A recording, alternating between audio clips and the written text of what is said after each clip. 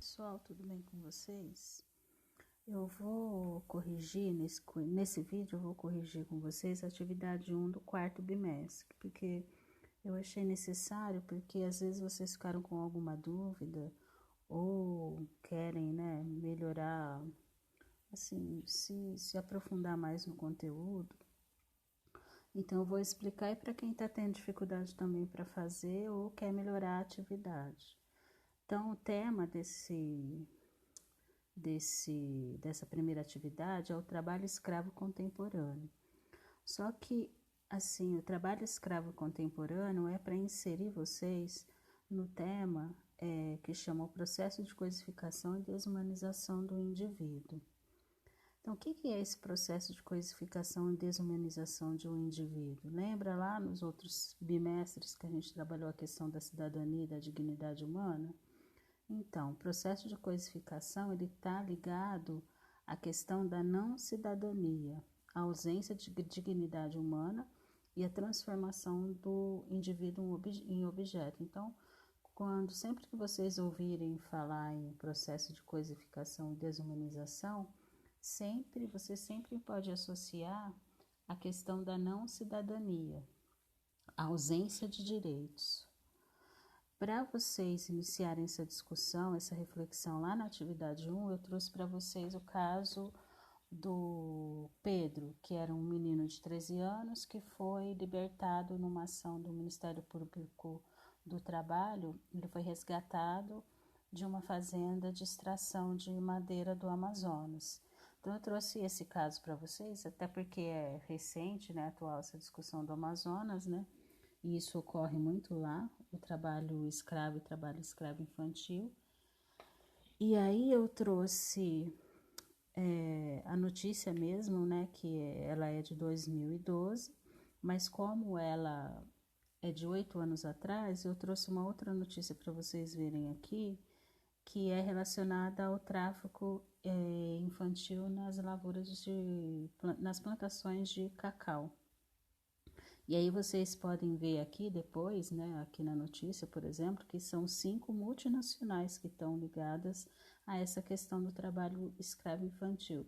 Então, quando fala de trabalho escravo infantil, sempre parece que é aquela empresa lá que é ilegal, né, que está envolvida. Não, mas geralmente sempre tem empresas multinacionais envolvidas. Por exemplo, lembra lá no passado que a gente discutiu a questão do consumismo, que as multinacionais que trabalham com a fabricação de celulares, elas estão envolvidas no trabalho escravo, na extração de minerais lá no Congo, na África. Então, aqui no Brasil não deixa de acontecer também. A Nestlé, por exemplo, é a Lacta, que é a Mondelez, desculpa, ela compra cacau fruto de trabalho escravo infantil. E agora também se tem uma preocupação, porque com a pandemia, o Ministério Público do Trabalho já tem pesquisas e já, né, fez trabalhos estatísticos de que o aliciamento de jovens, crianças e adultos por o trabalho escravo aumentou. E aumentou também o tráfico de pessoas para esse tipo de trabalho. Porque nem sempre a pessoa que é vítima de trabalho escravo, ela vai porque ela quer. Às vezes ela é aliciada. O que é aliciada? Ela vai ou enganada ou ela vai forçada mesmo. Então eu vou ler aqui para vocês o que é o tráfico de pessoas. É a exploração do indivíduo como uma mercadoria a ser comercializada em troca de dinheiro ou em outras vantagens por aliciadores e consumidores finais. As finalidades mais comuns do tráfico de pessoas são os trabalhos forçados, né, que a gente está vendo agora, o trabalho escravo moderno, a exploração sexual, venda de órgãos e adoção ilegal de crianças e adolescentes. A gente vai trabalhar isso mais na atividade 2, o tráfico de pessoas, porque vocês vão assistir o filme Anjos do Sol. Não é um filme difícil de achar, porque inclusive ele está disponível no YouTube. E é um filme necessário para vocês assistirem quando a gente precisa discutir a questão de tráfico de pessoas para exploração sexual. E aqui eu trouxe para vocês, eu vou deixar aqui paradinho, para depois vocês lerem, o Ministério Público do Trabalho e o Ministério Público de Ação Social, que ele lançou esse folder, né, esse panfleto, para poder alertar as pessoas em relação ao tráfico de pessoas. Porque, por exemplo, o aliciamento para trabalho escravo moderno, a pessoa às vezes acha que ela vai trabalhar no lugar legalmente, mas quando ela chega lá, ela é vítima de trabalho escravo. Por exemplo, aqui em Ribeirão Preto, até próximo mesmo da casa onde eu moro, estava construindo um conjunto habitacional. E aí o alojamento, as condições de trabalho eram péssimas. E aí as pessoas não conseguiam ir embora porque elas não tinham documento, elas dependiam da construtora para receber, não podiam ir embora. Isso é trabalho escravo moderno. Não é só porque a pessoa está dentro de um centro, está dentro, né, está localizada no centro urbano, o trabalho está localizado no centro urbano, que não caracteriza trabalho escravo. E aí o Ministério do Trabalho foi ali naquele local onde estava tendo a construção e foi caracterizado o trabalho escravo moderno. Então vocês vejam só, pertinho da minha casa. Então muitas vezes, quantas vezes a gente passa de carro nesses lugares e nem sabe que aquele pessoal está sendo vítima de trabalho escravo. Outros locais próximos que tem trabalho escravo que acontece assim bem perto da gente são nos postos de combustível que fica na beira da estrada. Porque vocês já foram viajar, por exemplo, aqui na região de Ribeirão Preto, tem um posto de combustível que ele é perto de Cajuru, Santa Cruz da Esperança, acho que é. Ali também foi feita uma ação onde as pessoas eram vítimas de trabalho escravo moderno. Por que elas eram vítimas de trabalho escravo moderno? Porque os donos dos postos pegavam as pessoas pobres que moravam no sul de Minas Gerais, traziam elas para morar no fundo do posto de combustível, elas moravam em um lugar totalmente insalubre, e aí eles pegavam os documentos delas. Então, elas não tinham carteira de trabalho, nem RG, documento nenhum. E aí, como que uma pessoa dessa vai embora em um posto de combustível que fica no meio da estrada? E essa relação de trabalho escravo também é a mesma relação do trabalho escravo sexual.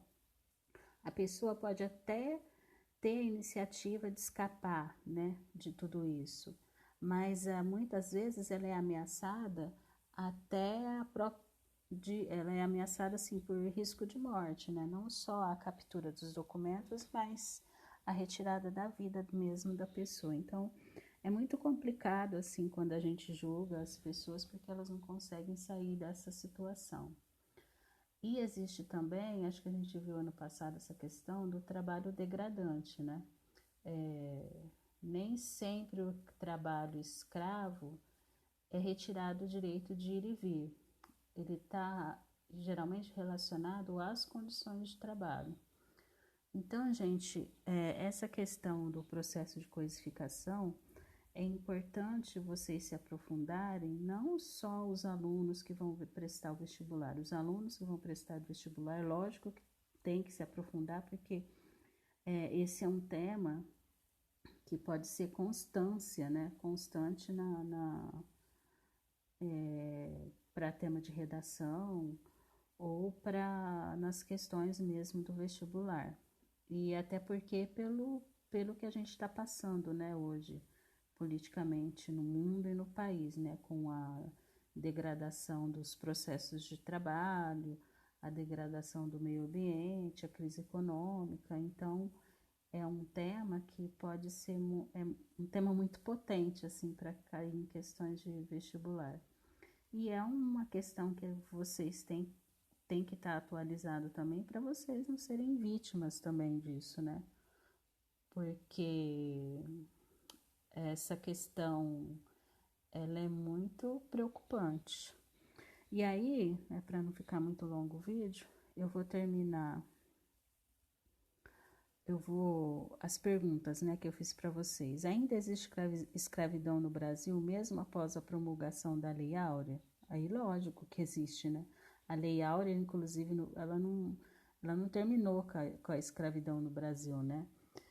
Além de ainda existirem escravos no Brasil, ainda existe a questão da desigualdade social, né? Porque depois da promulgação da Lei Áurea, as pessoas que eram escravas, elas foram deixadas a ermo, né? Sem eira nem beira, porque elas não tinham trabalho, elas não tinham moradia, então elas foram morar em condições de vida totalmente que era só para subsistência mesmo, e aí por isso que elas começaram a ocupar os morros e aquela história toda que a gente aprende lá nas aulas de história. O que há de errado na situação vivida por Pedro? Então, o que há de errado na situação vivida por Pedro? As condições de vida, né? Ele não vive uma vida digna. O que você acha que a informação foi libertado significa? Porque ele vivia numa condição de trabalho escravo moderno. É esse o significado da informação foi libertado. A escravidão hoje é a mesma de antes da abolição? Justifique sua resposta. A escravidão hoje não é a mesma antes da abolição, porque hoje existem várias formas de trabalho escravo, né? E hoje a única coisa que eu acho que é diferente do tempo da abolição é que você não tem um título, o dono, né? Não tem um título de propriedade sobre você, né? É uma empresa hoje que tem um título de propriedade sobre os trabalhadores. E aí eu vou terminar deixando a frase do Karl Marx, que a desvalorização do mundo humano aumenta em proporção direta com a valorização do mundo das coisas. Então, gente, eu espero que eu tenha conseguido, né, tirar as dúvidas de vocês. Foi muito rápido. O ideal era que a gente fizesse uma aula assim direto com vocês perguntando as dúvidas. Não deixem de entregar as atividades. O ano já está finalizando. E não se arrisquem em não fazer as atividades, porque a gente não sabe o que vai ser aí o ano que vem, tá? Um abraço e até mais, gente.